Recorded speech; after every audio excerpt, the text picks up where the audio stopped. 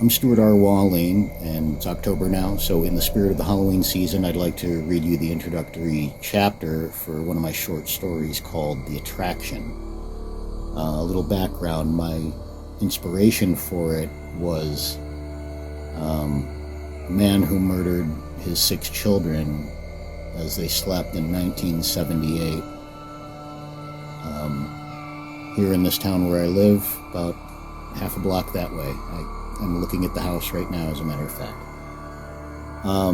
It got me thinking about how something like that affects a neighborhood and how it affects everyone else who lives in a house like that afterward. Chapter 1. The Steal. It was dim in the slumbering home, and a father of 6 crept from room to room at 2 a.m. with a head full of bad ideas. "This is my house," Isaac asserted silently, angrily to himself. He couldn't wait for his cheating whore wife to find out what she'd left him no choice but to carry out. His black outline appeared in a bedroom doorway, but remained invisible to the children's sleeping eyes inside. He hesitated there, savoring the moment, taking a deep breath, releasing it slowly, quietly. Now poised, he would set in motion what he'd come to do. There was a sickening, repeating thud and crunching of bone in the darkness to which his eyes had adjusted. Next door, a neighbor was stirred from sleep by a pounding noise. A moment later, it was gone. She rolled onto her other side, and sleep retook her. He stepped from the bedroom and into the hallway. Blood and other grisly matter dripped from the hammer gripped in his tight fist. It seemed to bristle with electricity. He was under its control now. "It has begun," Isaac thought, knowing there would be more bedrooms to visit before it was finished. Even his shadow seemed different now, but the moon still knew him. His was no longer the likeness of a man silhouetted in silver moonlight. No, the shadow stretched grotesquely down the hallway, advancing for the next bedroom before he'd even taken a step. It beckoned him, and a madman advanced to follow its lead.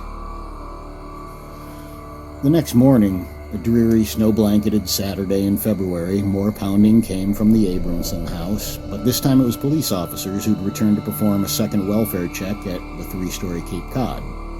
No one had responded to the doorbell during the first visit, but this time officers were determined to gain entry after Isaac's estranged wife, Dolores, made a frantic call from out of state to report she feared Isaac may have harmed their children.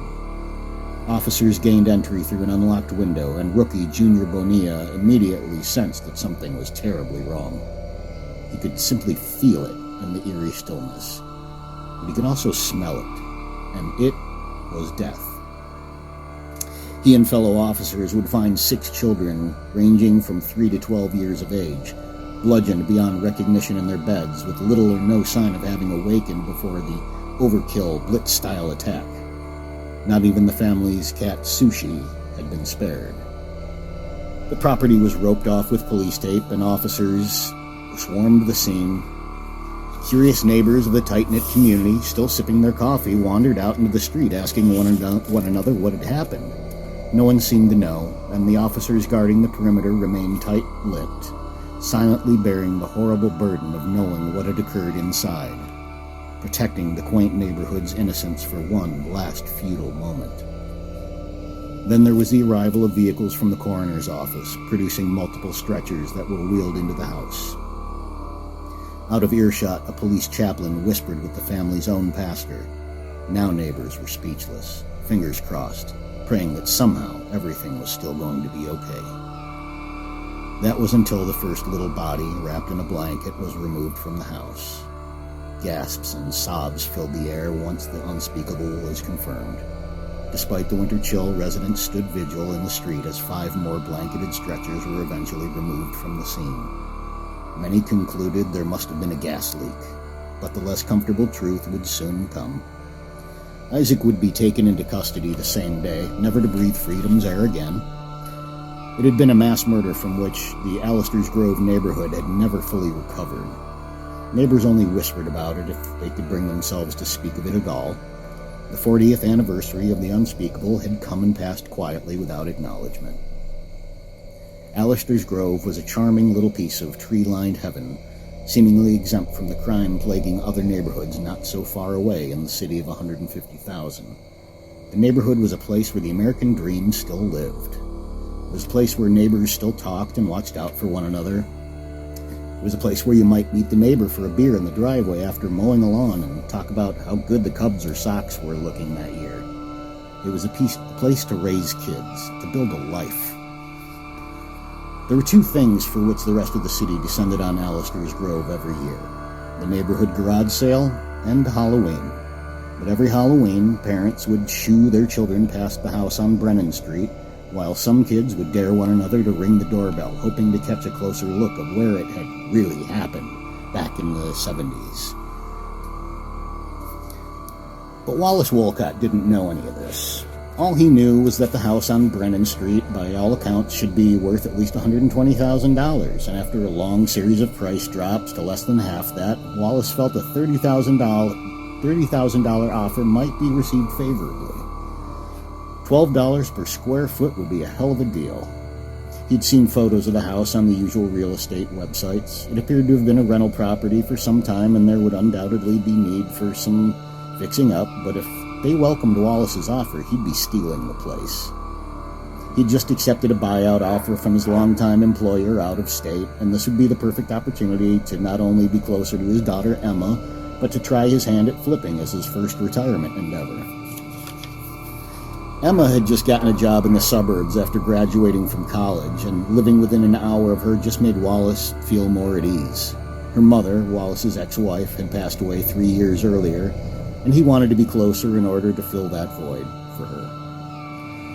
Emma had picked him up at O'Hare on a cool, rainy night, and he'd borrowed her car for an arranged viewing of the house on Brennan Street the following day.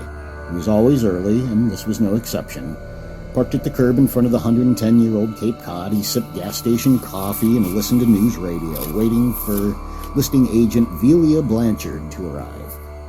It was autumn, and Wallace found the turning of the leaves there in Alistair's Grove to be especially vibrant. This was a place he wouldn't mind living. A car crept toward him from the opposite direction, as though the driver might be searching for an address. Velia, he figured. But when the car drew closer and the windshield was no longer obscured by the reflection of the street's rusty canopy, Wallace could make out the figures of 4 20-somethings gawking at the Cape Cod as they passed in their faded green Volvo wagon. When the young man driving the car saw Wallace looking back at him, he stepped on the brake and rolled down his window.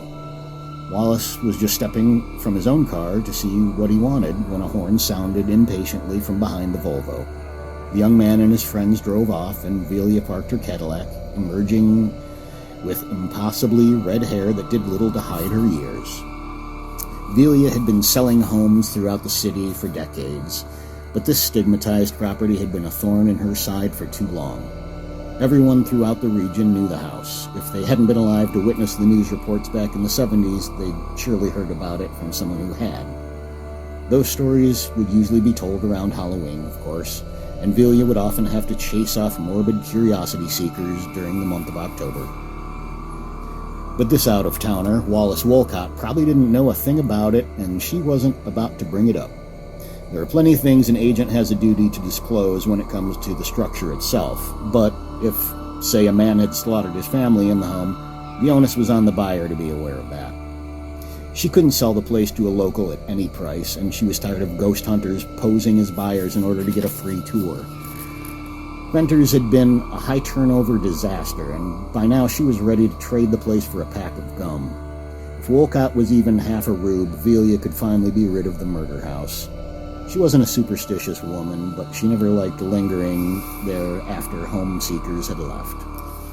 "Hi, Wallace," her drawn-on eyebrows and crocodile smile greeted him enthusiastically. "Velia." She shook his hand.